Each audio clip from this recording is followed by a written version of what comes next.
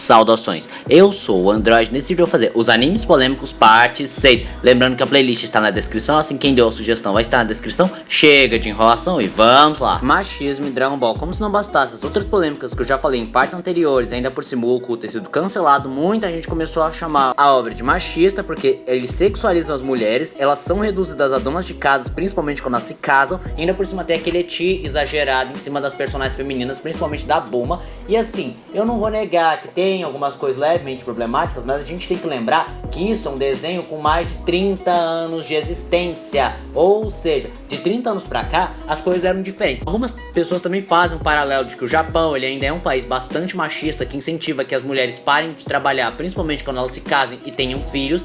Mas assim, galera, pode ser que os personagens tenham optado por serem donas de casa, ninguém forçou elas a isso, mas de fato é uma questão a ser debatida. Ou não, porque isso sinceramente não interfere em nada na história. One Piece, calma, One Piece não gerou polêmicas reais, mas ele correria o risco de gerar polêmicas por questões como zoofilia, corpos desproporcionais, fanservice, principalmente em cima das personagens femininas, racismo, whitewashing, violência, mortes, tortura, transfobia, homofobia. Mas em geral ele não chegou a ser cancelado, mas se for cancelado, cara, eu sinceramente não vou ficar nem um pouco surpreso. Dr. Stone. O mangá de Dr. Stone é um pouco diferente do anime. É claro que tem aquelas adaptações, porque as coisas funcionam no mangá, outras coisas não podem nunca passar no anime, mas a grande questão que eu quero destacar é que o ilustrador de Dr. Stone é conhecido no meio de hentai e ecchi, tanto que se você pegar o mangá de Dr. Stone, você vê que algumas personagens estão em posições completamente impossíveis, as bundas estão muito grandes, estão em posições sugestivas, como por exemplo, esse trecho é muito sugestivo. É claro que o anime tentou mascarar uma ou duas coisas, mas muitas das coisas ele não conseguiu mascarar. E Jinaraide, Nagatoro-san, ou só Nagatoro-san, esse anime ficou bastante popular e foi dito como um dos animes que geraria polêmica justamente em 2021. E qual é a polêmica dele? Eu acho que a maioria já sabe, mas eu vou falar pra quem não sabe.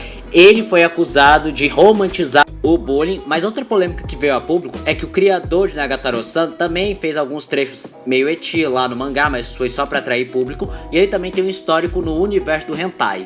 Heion Sendai Noida Tachi. Esse mangá e anime gerou um pouco de polêmica porque o seu criador é o mesmo de Ishizuku Reviewers, que eu já falei em partes anteriores sobre animes polêmicos, em que basicamente existe um apelo na sensualidade, eti, e talvez apele um pouco pro hentai, ao julgar pelas imagens que é mostrado no Google. Shumatsu no Aren. Ao julgar pela sinopse, em que basicamente acontece uma pandemia que boa parte dos homens morre, acaba sobrando apenas um cara e ele é forçado a reproduzir com várias mulheres. Entendeu por que é polêmico? Ele é um hentai escancarado e hentai geralmente gera polêmica. Ore wo suki no wana omae daike kaio. Apesar de ter um leve eti, bem leve mesmo, nada que você se preocupe, ele gerou um pouco de polêmica por causa de algumas decisões do roteiro que eu não posso falar porque pode ser que alguém tenha interesse de assistir e vale bastante a pena, diga-se de passagem. Isekai Meikyu Jiaren. Esse anime gerou bastante polêmica porque, primeiro, é um cara que ele vai para um mundo mágico, porque se chama Isekai, obviamente o nome do anime, e que acaba comprando uma escrava para salvar ela de uma dívida familiar.